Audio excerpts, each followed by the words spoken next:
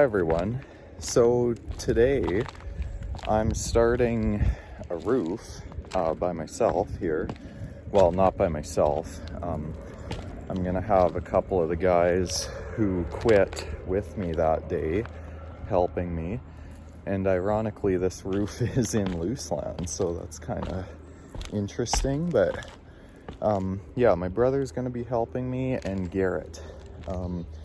So this isn't a huge roof. It's kind of more complicated, I guess. Hips and valleys. Not really complicated necessarily, but not as straightforward as just a gable roof. We got two of these little Dutch gable dormer things. So that'll just take a bit extra time, but I had the boys come and load the roof on the weekend. And now I just showed up here a little bit early just to get started, make sure everything's situated. I'm gonna have to run to the co-op and grab some drip edge, it looks like. And probably, what is it, 4 roof vents, 3 or 4 roof vents. So yeah, I will go grab that stuff and then get started ripping this side of the roof. The furthest side away from the trailer usually is what you do, just so you're not walking over the new shingles. So yeah, I will get that stuff all situated and check back in. All right, so getting started here, first thing I usually do is pop off all the hip and ridge cap, just so you're dealing with it at the start and then it's not, you know, binding up all the shingles and stuff.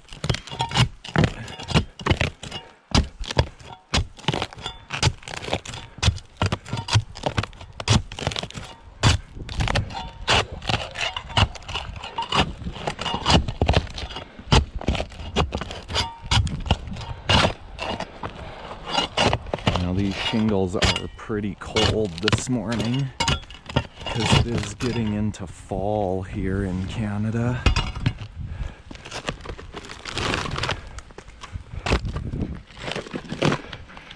And the shingles are a little bit harder to deal with when they're cold. You don't want it to be too hot, you don't want it to be too cold. Probably about that, you know, plus 20 with sun is just about right. You know, plus 25 on a sunny day, then the shingles are really soft, and if it's a steeper roof, you know, you'll wreck them with your shoes. But it is supposed to get a little bit warmer today.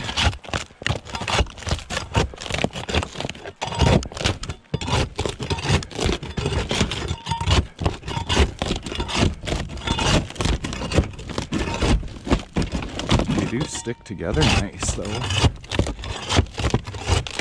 Sometimes these older ones, they all just break apart. Looks like these are gonna come off in nice big mats.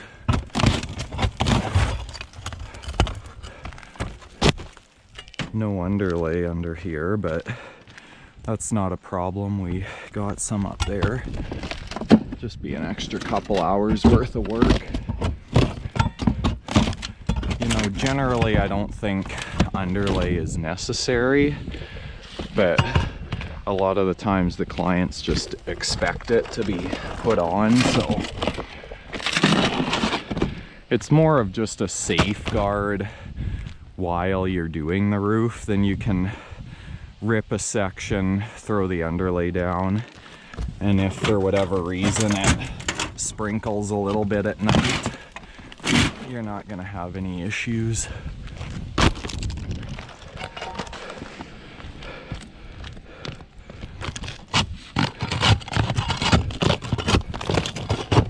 There's a lot of nails on the hips. It comes off a little harder.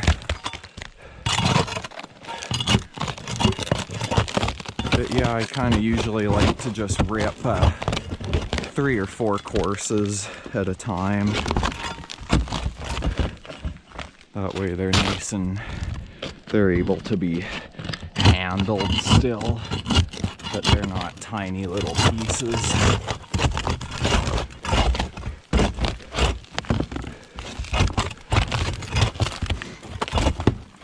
Oh, they're so brittle, they just break off. Yeah, I think for today we'll focus on this area here. We'll only rip pretty much what we can get done in a day, just so we don't have the whole roof open, just in case some unexpected rain comes or whatever. But if that does happen and we have a bit of a section open, it'll be underlaid and that'll take care of all that. Well, look who finally showed up, the prairie roofer. Getting some bundles shuffled around here. We're going pretty good on the ripping so far. Just waiting for Garrett to show up. He said he'd be here in 10 minutes. All right, so we got Garrett showed up, finally. We got the Beast Mode crew back together here.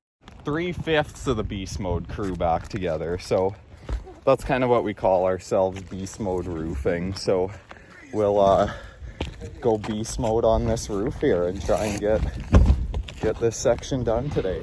All right, so we got this all ripped off, all the nails pulled.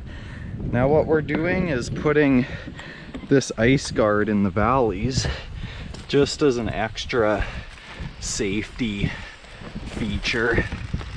Not that we're expecting this roof to leak at all, but it's more for, you know, snow and ice buildup, because it could build up in the valleys and then I'll use my hook blade and then freeze. Like if the water gets there, then it'll freeze and go up under the shingles.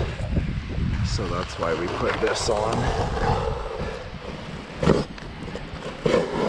Cut it roughly there. Yeah, no, this is just kind of a, if you've never seen this before, it's just like a peel and stick type thing. I don't really like working with it.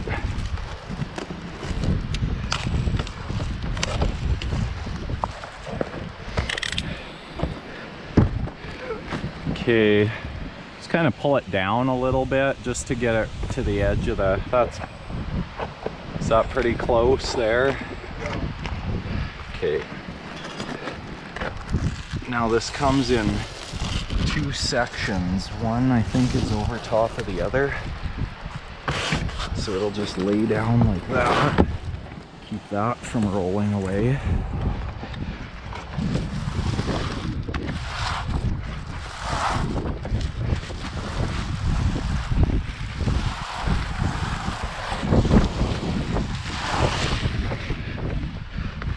And then you just kind of walk on it a little bit, get it stuck down. When the sun hits it, it'll really stick. Maybe just grab that and throw it in the garbage can. And then I'll peel the other side off. Get that stuck. Kind of windy today, which is unfortunate, but not much we can do about it.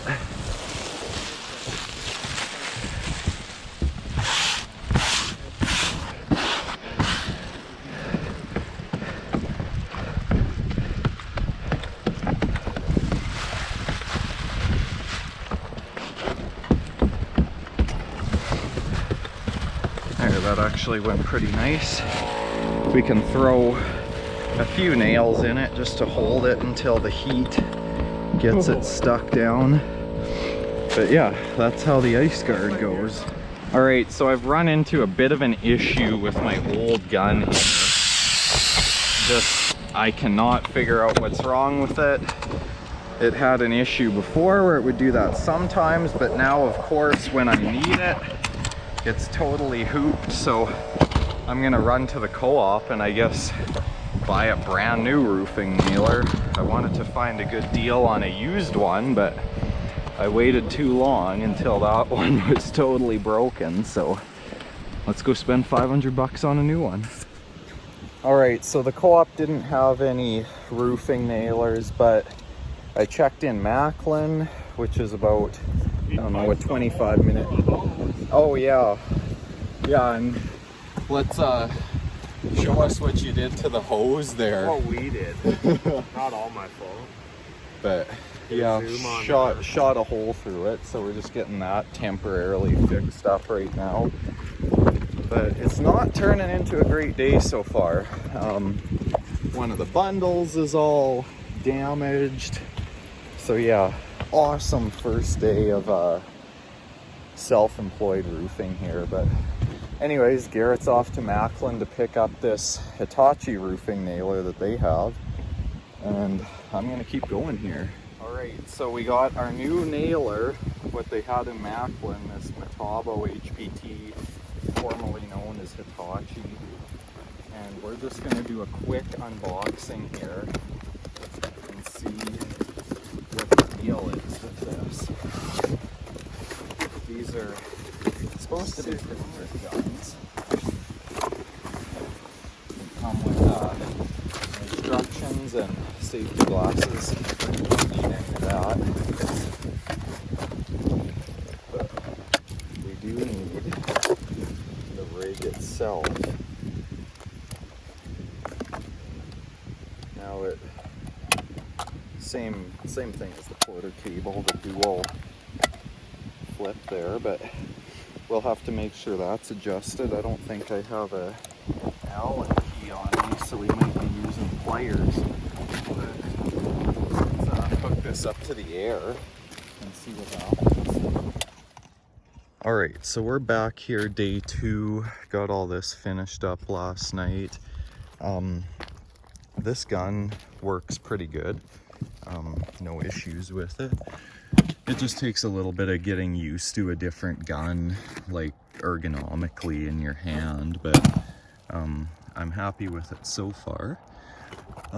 So today, I guess the goal is get this done. The boys got that all papered, and then Garrett's just working on ripping hip and ridge, and we'll get this all ripped and hopefully get that done today, and then maybe they can even rip that far triangle over there. All right, so I don't think I've ever done like a how-to style video on asphalt shingling, so I'll just kind of throw that in right now, I guess. But so for these, we're just running them over gauged with the gun. So this system here is the gauge.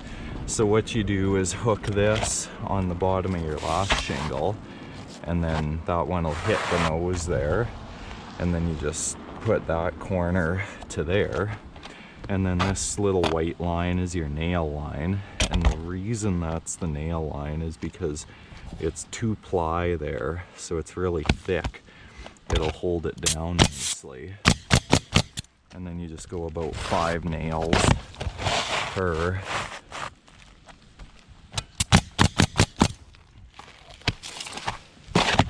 And you can get somewhat quick at it if you've done it. Oh, and then that's the one thing I don't like about this gun, is it'll let you dry fire. The boss stitches won't let you dry fire. Because if you just are kind of in a groove and you're not really paying attention, you'll do a whole shingle without actually shooting any nails. And then sometimes you'll get the odd one like this. Just hit it back down.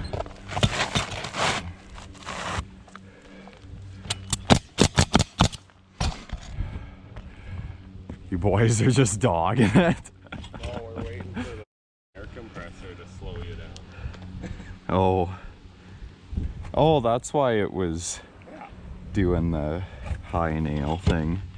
Okay, well you can move the compressor and keep going. All right, so moving right along with our day here. We got all this ripped and done, started shingling. I'm just working on the valley, which I'll show you more what I'm doing in a second. The boys are going beast mode. on the papering over here. And once the compressor shuts off, I'll kind of explain what I'm doing with the valleys here.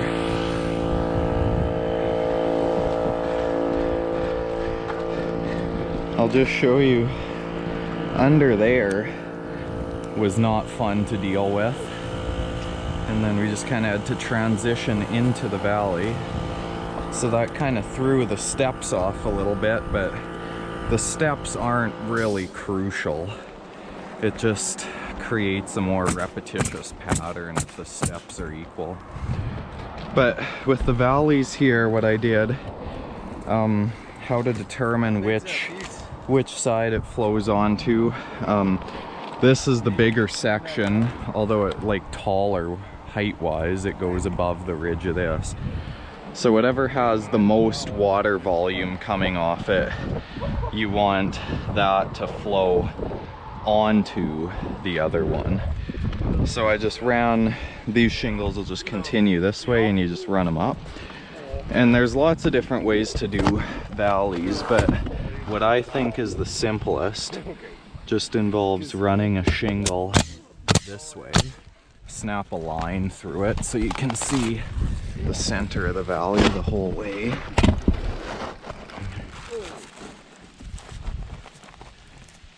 Right there. Oh, and that's out.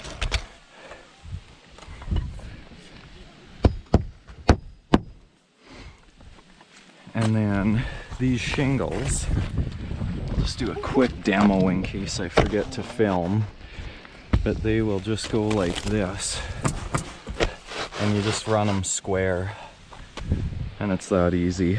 That's how I like to do my valleys. It looks good, nice and clean. You can also weave your valleys, but that means you have to be simultaneously shingling both sides and remembering to weave them properly. And I just don't think that looks as clean. It doesn't leave a nice straight line. See how there's a nice visible line right there? Weaving them, it kind of just looks messy, sort of lumpy. And then if it so happens that, you know, your eaves are a bit off or your gauging is slightly off, then it won't look all goofy, because if that happens, then the actual weave will take place like up here and it just looks silly. But yeah, I'll keep going and check back in later.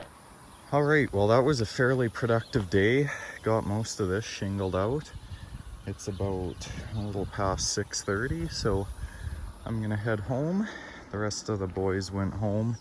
I usually stay a little bit later and just kind of finish up the loose ends, but yeah, we'll be back tomorrow. All right, well, next day here, we're getting going on the front. The boys are working on underlay, and I'm just wrapping up this side here. It's really nice and warm out today, almost too warm. The shingles are pretty soft. You gotta be careful when you're walking on them, not pivot your feet like that. But yeah, it's coming along nice.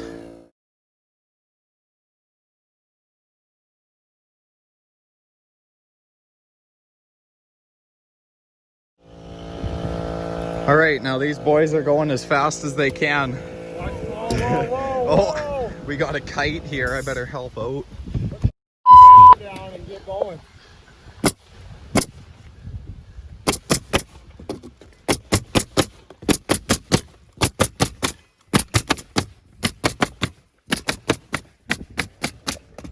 Now, if that's not beast mode, I don't know what is. Give her, give her.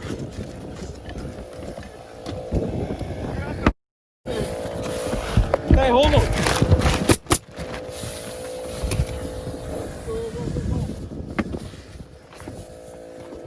Yep.